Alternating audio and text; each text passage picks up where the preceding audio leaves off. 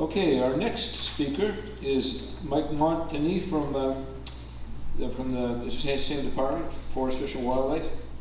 He's manager of field services, and in his role he juggles significant portfolios dealing with wildlife, fire, public land management, private forest management in wake of Fiona, and he lives in Stratford with his family and is actively involved in coaching minor sports. So, welcome, Mike.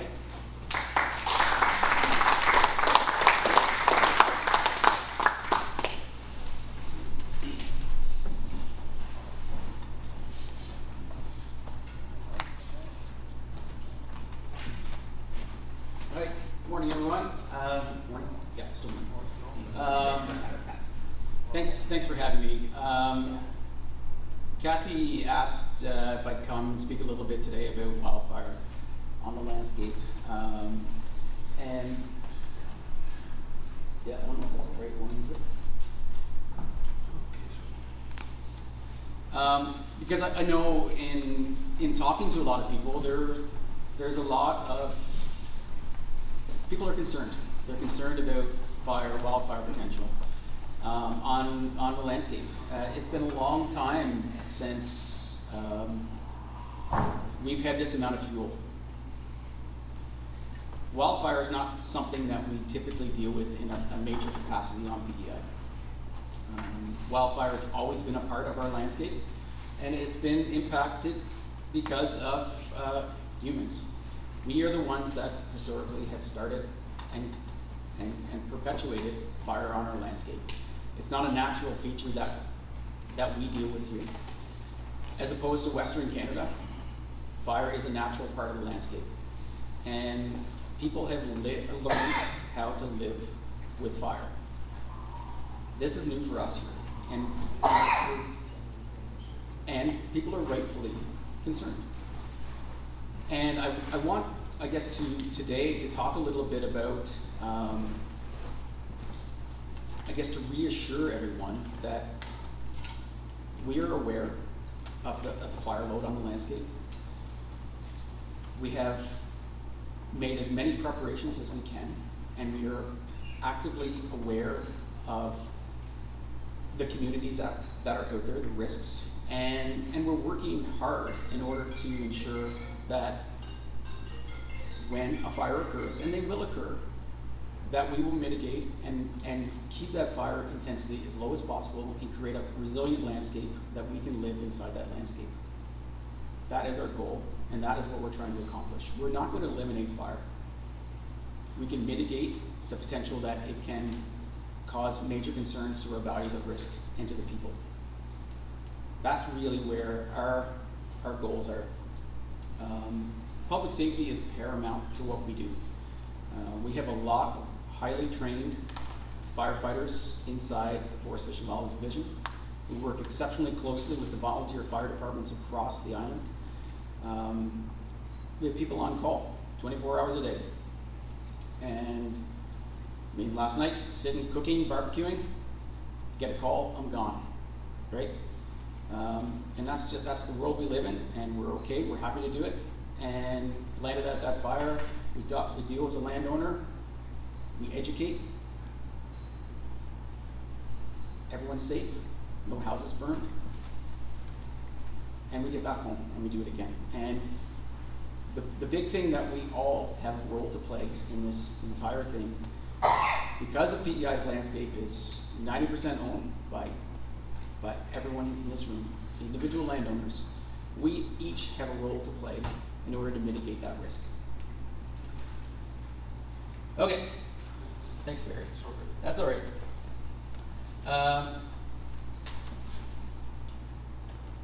Great.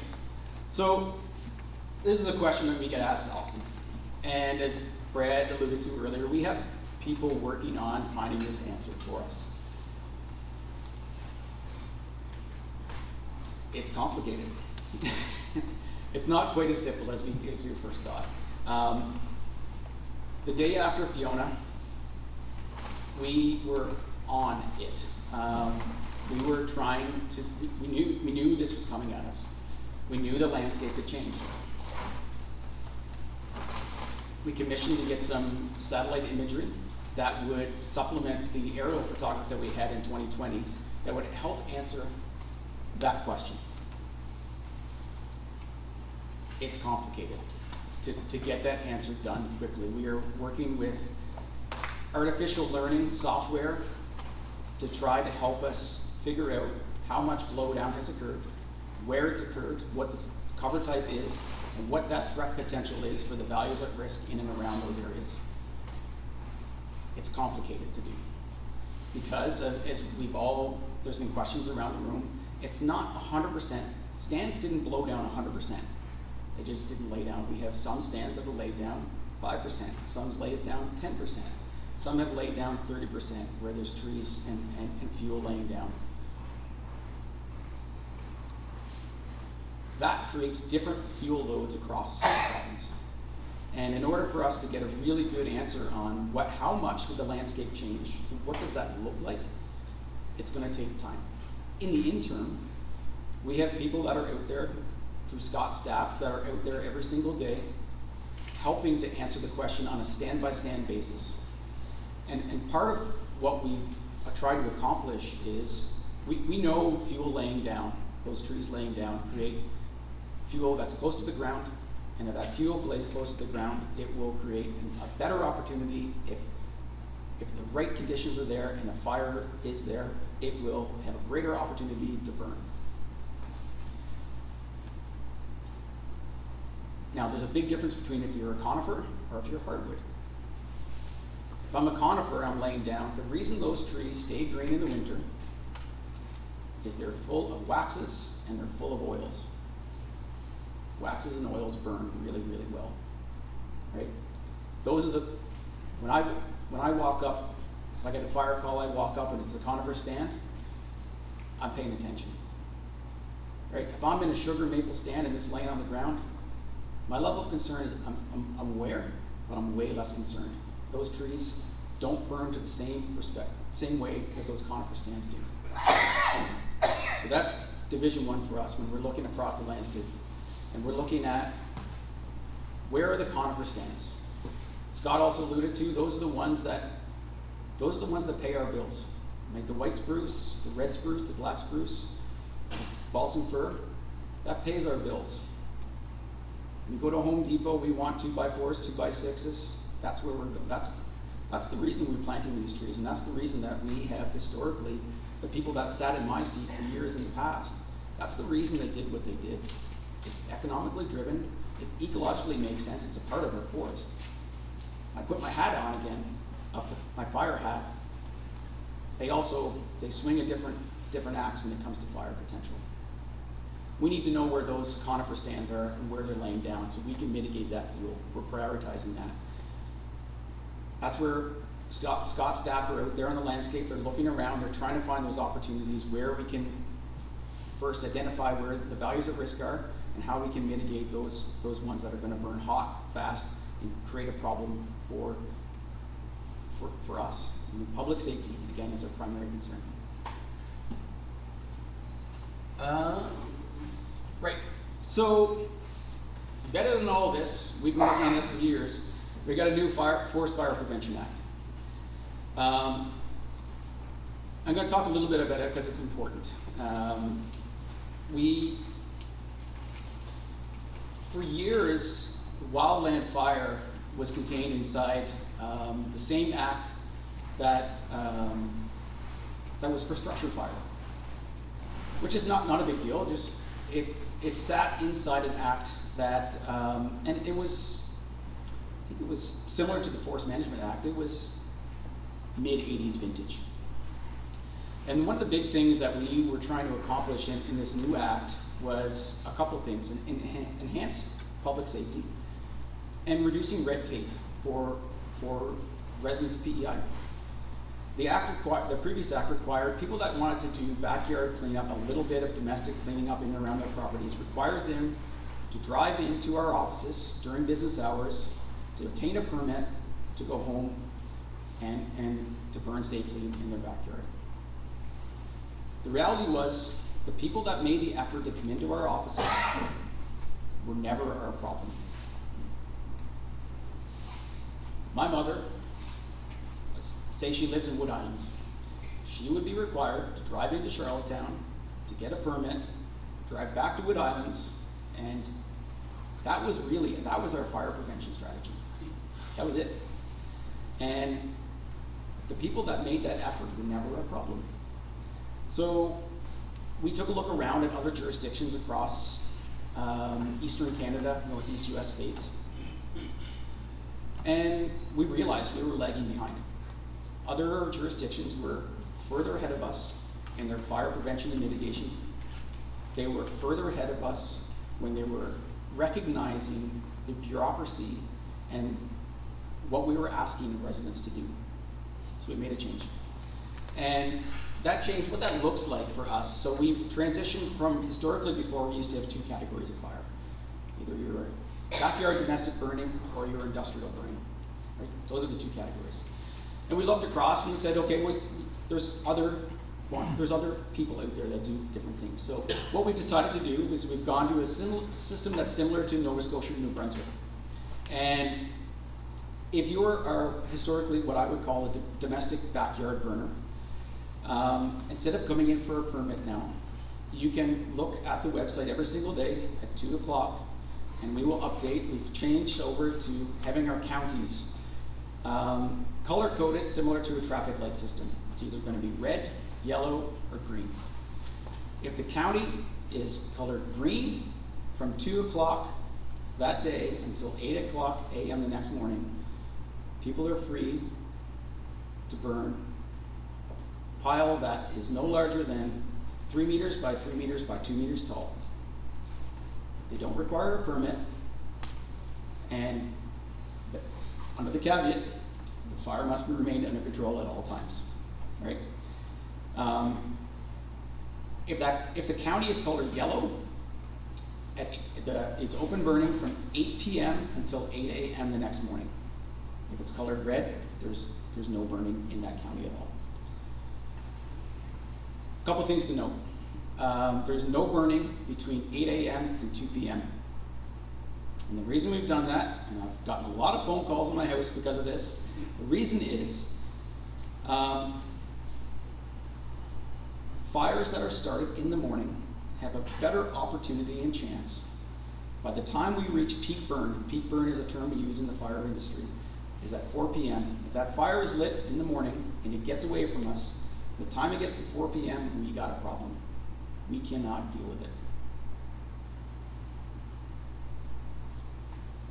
Our role is to provide public safety, the highest level of public safety we can. And that was a decision that we have made. I understand it's frustrating for people. I get it. I've got lots of phone calls to my house. I've heard it all. But our goal is to keep those fire trucks in the fire halls to keep people safe when we need them. That is our primary goal. Okay. The second thing people ask me is, how come we're allowing burning at night? We're pushing people to burn at night. The reason is, at night, temperatures go down, relative humidities go up. That creates conditions that fires sit down. If we have the best opportunity to keep a fire under control, we want it under the best conditions possible, and that is when we have low temperatures, high relative humidity.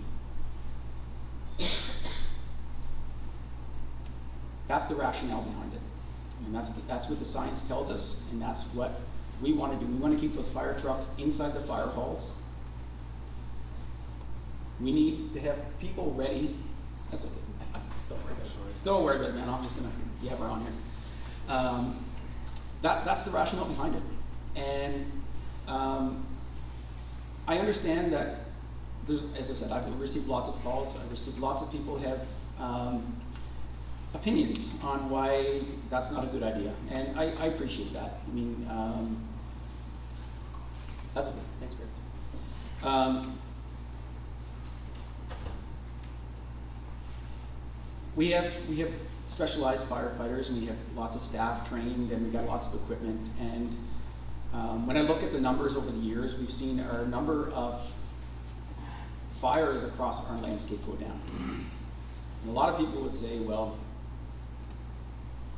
We're doing a good job over here. We don't need, I would argue that our staff has done a really good job keeping those fires small. Those volunteer fire departments, the technology out there now, they're on the scene real quick. We want to keep those fires small, intensity low. And with the Fiona debris that's sitting there in the landscape, we definitely want to make sure that's happening now. We've been out talking and working with these volunteer fire departments frequently. They're concerned. The chiefs call me frequently. We are there as a support, and we work with the volunteer fire departments. We have a lot of initiatives, like what Scott indicated. We got some more initiatives that are coming on. We're still working with the federal government to hopefully get some new ones. And we got a lot of opportunities, hopefully, to get forest roads open, to deal with the down fuel, and to make sure we're protecting our structures and values of risk across the landscape. I'm just going to touch on those last 3 ones real quick. So category 2, 3, and 4 do not follow that traffic light system that I was talking about before. Those ones, if you have a large pile, say you're land clearing and you want to clear a 10 acre field, nothing has changed for you. If you want to burn anything larger than a pile 2 meters by 2 meters, or 3 meters by 3 meters by 2 meters, you're going to have to come into the office and apply for a permit, and we will write you a permit that will have very specific requirements for you to follow. And one of those big things requirements is you need to have at least 400 liters of water on site with an ability to pump it. You need to have something, a tractor, an excavator, something to move around that bucket if needed.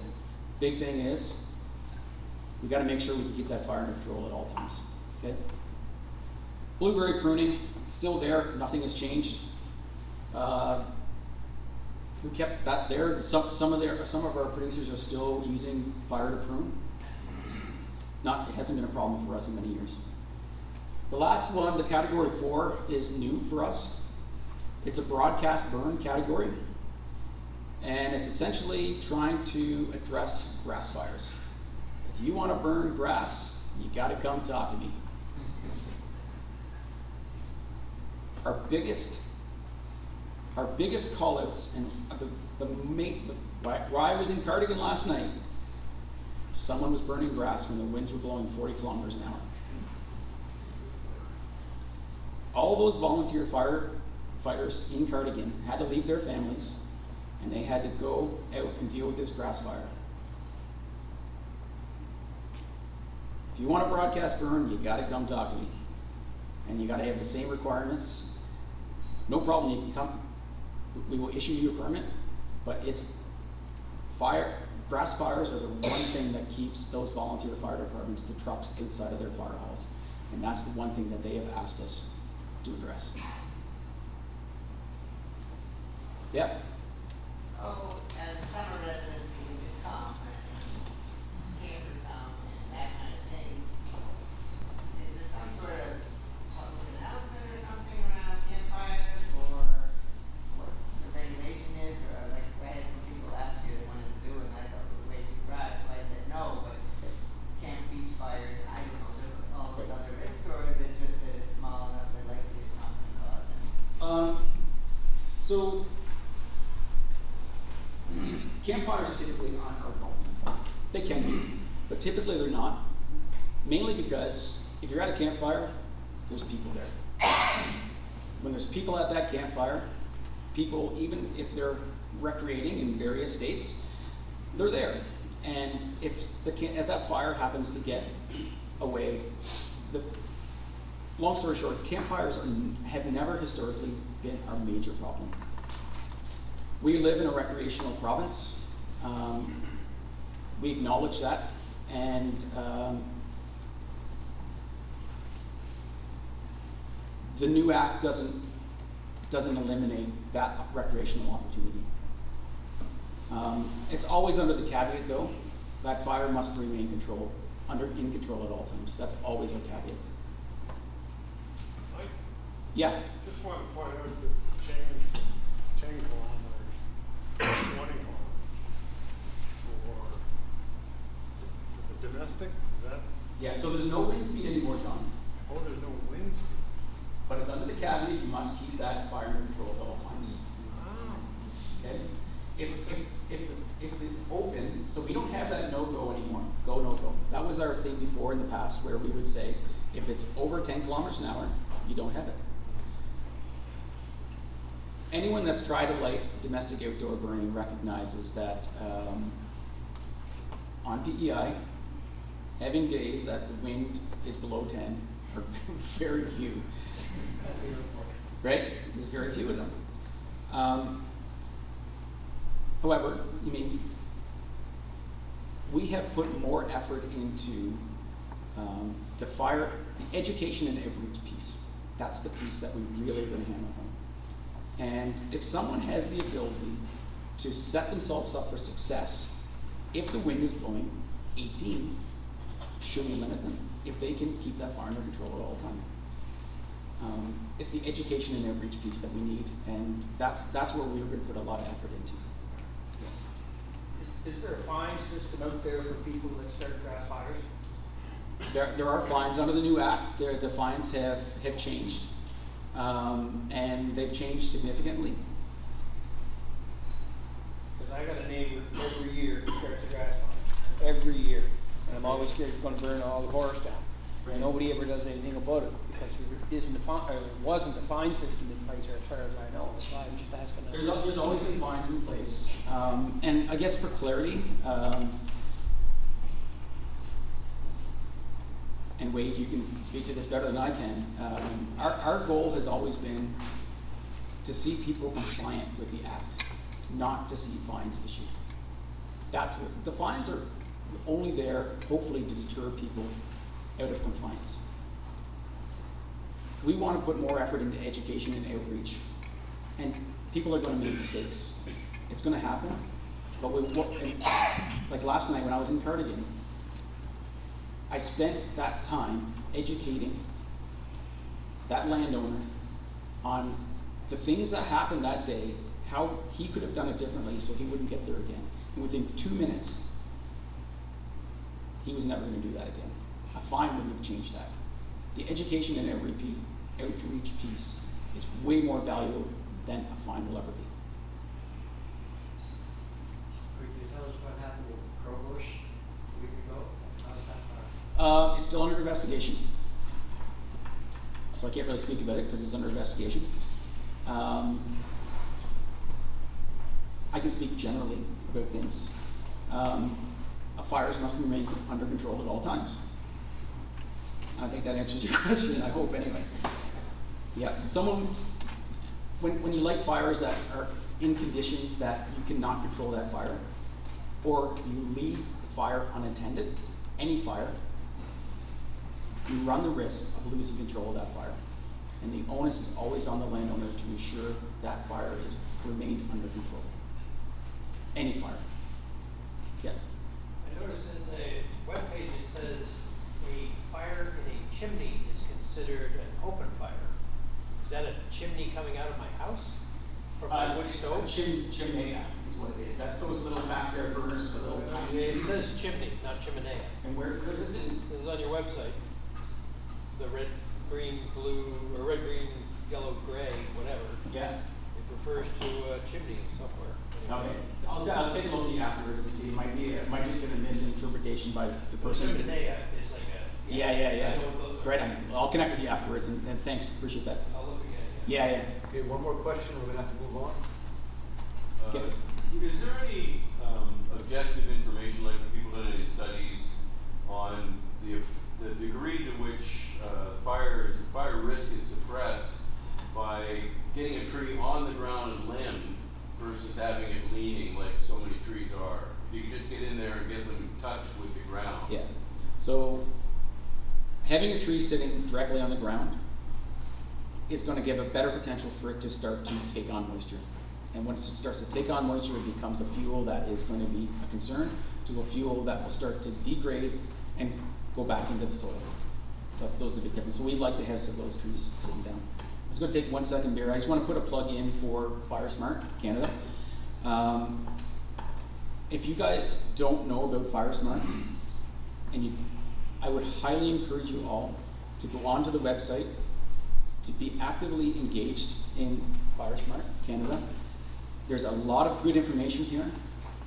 And the whole purpose behind this was originally born in the Western Canada. It's an initiative now that is owned by the Canadian Interagency Forest Fire Centre. And what it's trying to accomplish, and what it helps everybody in this room do, is mitigate the potential around their own properties and inside their own communities. If and when a fire occurs, when that fire approaches your house, your barn, your church, we've already done the work ahead of time to identify where those values at risk are, and we reduce the fuel in and around those values at risk. We all have a role to play, and if we do that work before the fire shows up on our doorstep, we will set ourselves up for success. We'll set up those volunteer fire departments for success, and we can live resiliently in the landscape. Take a look. Call us if you have any questions, concerns, if you need some assistance. We got a FireSmart ambassador. We got a student going to be hired. We're going to be sending them around communities across the island, knocking on people's doors, helping to educate everyone. The real big thing for us, we don't want to see structures burn. We don't want to see people's lives and their livelihoods impacted by fire. We will deal with the fire in the forest. When it comes to people's houses and it comes to people's safety, we got to get there before the fire does. So take a look if you haven't done it already. Okay, thank you.